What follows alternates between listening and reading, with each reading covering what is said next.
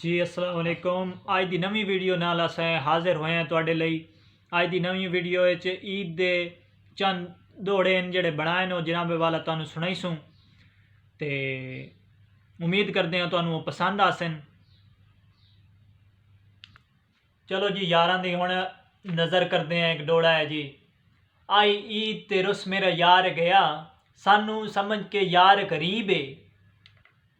ना मैं लड़िया ना ओ लड़िया, ओदे रुसन दी रस्म अजीब है। ओदा इंज रुसन लगदा है जिवें दे गए सबक रकीबे। नहीं शिकवा सजना गैरां ते साडा अपना माड़ा नसीब है।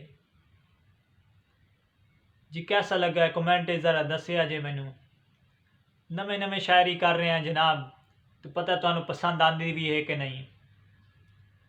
तो उम्मीद करते हैं जनाब, कोशिश कर रहे हैं कि अच्छी तो अच्छी बनाइए तुहाडे लिए वीडियो, तो इंशाअल्लाह बनाईसूँ। कोशिश साड़ी जारी है। तुसी साडा साथ देना है, साडे चैनल नू सबसक्राइब करना है, तो घंटी के निशान नू प्रेस कर लेना है, क्योंकि नवी जिहड़ी वीडियो आसी वो तुहाडे ताईं बर वक्त पहुँचासी। बिल्कुल जी।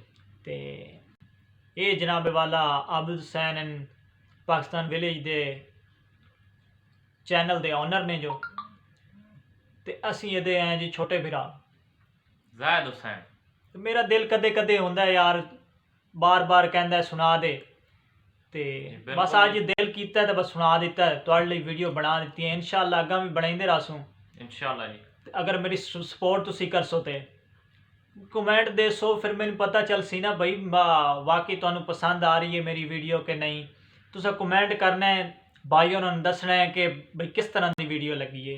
व्यू जरा तुसी दसो ना भी मैंने यदि शायरो शायरी आवाज़ अच्छी लगती है तो फिर असी नैक्सट वीडियो इन्होंने गुजारिश करसूँ कि तुसी डोड़े सुनाओ तो साडे नाल वीडियो बनाओ।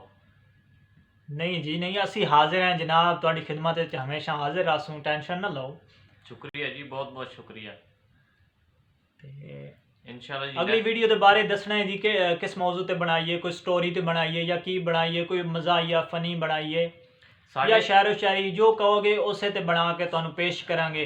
साढ़े चैनल ते फनी वीडियो ही हैं, ब्लॉग भी हैं, तो शायरो शायरी भी है, साइड शायरी भी है। इंशाल्लाह तुसी विजिट करो, दूसरी वीडियो हैं पईयां, बड़ी ज़बरदस्त वीडियो असी बनाई हैं, तो तुसी कमेंट दसने तुहानू किवें लगियां साडी वीडियो।